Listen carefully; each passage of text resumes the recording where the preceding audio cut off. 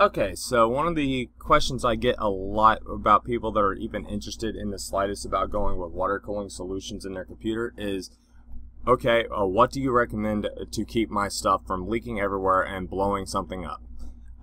Well, there are two ways when water cooling a system that you can go about doing this successfully without the third option involving electrostatic discharge and all that kind of stuff, including water leaking, which would fry out your shit. Now, before I go into any of that, let me explain that pure water, like if it is 100% pure water, like what comes out of a rocket engine with hydrogen and oxygen mixed together when all it does is create rain afterwards, that water is non-conductive because there's no mineral impurities or anything. The impurities in water is what causes it to be conductive. So if you drop a toaster into a pure water environment, you will not get electrocuted. Anyway, since that is a perfect world scenario, and guess what? We are not in a perfect world. We have two options on how to keep our tubes from leaking everywhere. We have the standard Barb fitting. Like, this is the tried and true normal, and I just dropped it all over my shit, but we have the tried and true Barb fitting, which I am not a fan of because of obvious reasons, because there's no secure feature to this. And we have, my personal preference, the compression fitting. Now, the difference between these two are very, very, very minimal, but the minimal difference is very fundamental and it is extremely important. Even though it's such a tiny difference, it has such a huge impact on things. Now, while both of them will work just fine, there's major reasons why I go with compression fittings. Now, I have some old tubing that I took out of Ragnarok when or rather, this came out of Beast actually, because it was when I was messing with my old fluid combinations when I was trying to make my own colors. Anyway, what you do with a compression fitting or a Barb fitting is obviously they are meant to hold your tube.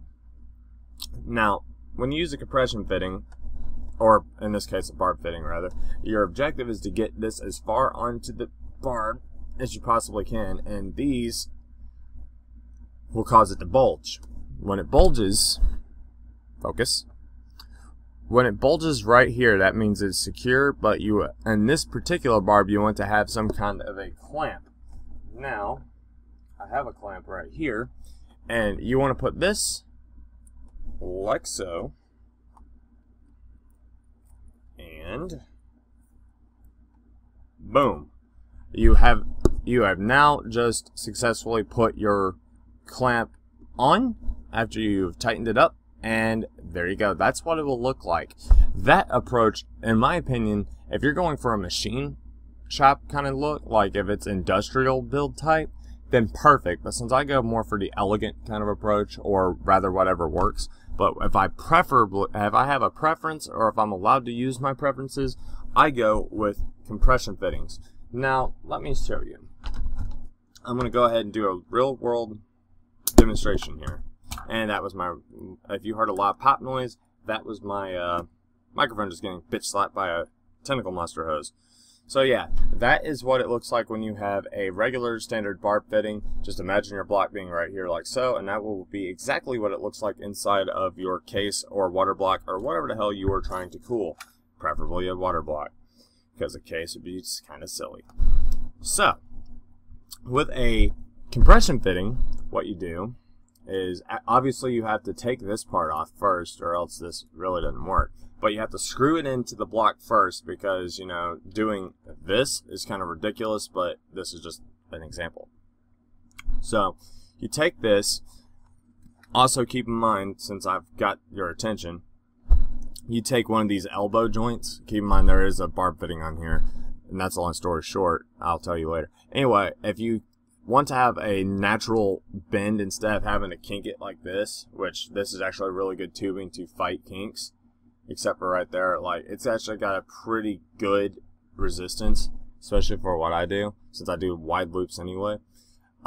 These will assist greatly, because my blocks are not standard blocks for graphics cards. They are El Cheapo Crapo, and maybe one day I'll replace them, but for now I like to use the elbow joints that actually turn, because then I can play with them whatever I want. So yeah, keep in mind that those are pricey. But what you do with a compression fitting is the first thing you have to do is you take the collar like so, put it to where it will screw on. But make sure your block has already been fitted with a fitting. Fitting with a fitting. And now compression fittings tend to be a little bit more So you put your pressure on, and once again you'll get the bulge right there. Focus. There you go. You'll get the bulge again, and then you just screw on your, preferably have an O-ring if you can get one for the inside, just because it gives you just that little bit extra peace of mind. And I do it.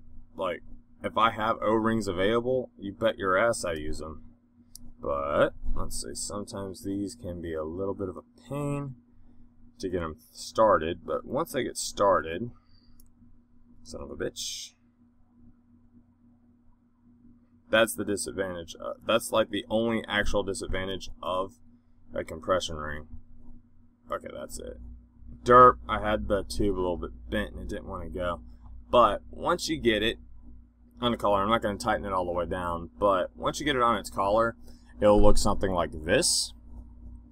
And this bond is far stronger. Like this, I'm trying as hard as I can to get this thing to come loose now. Or with a standard barb fitting, since I don't have as much leverage, this won't be as fair, but under pressure, it'll come off. I used the exact same amount of force and it came off. So I just hit the red. 2 points, it landed in the box. Anyway, so that explains as fast as I possibly could why I prefer the compression fitting as opposed to the standard barb fitting. And so anyway, guys, I thank you for checking out Core Tech PC. Be sure to rate, like, favorite, comment, subscribe. I had a lot of coffee and I'm jittery as balls.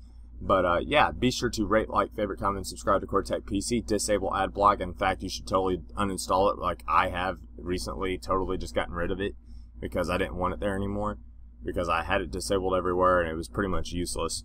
So yeah, be sure to do as everything I just said. Subscribe, share with your friends and everything, and be sure to you should consider getting at least a H100i or something for your computer, because you really will be thankful for it, because it will help cool your computer down. But make sure you have a proper ventilation in your room, or else it'll just cause more heat to go up. So anyway, guys, thanks for watching, and I'll see you guys next time. Have a good one.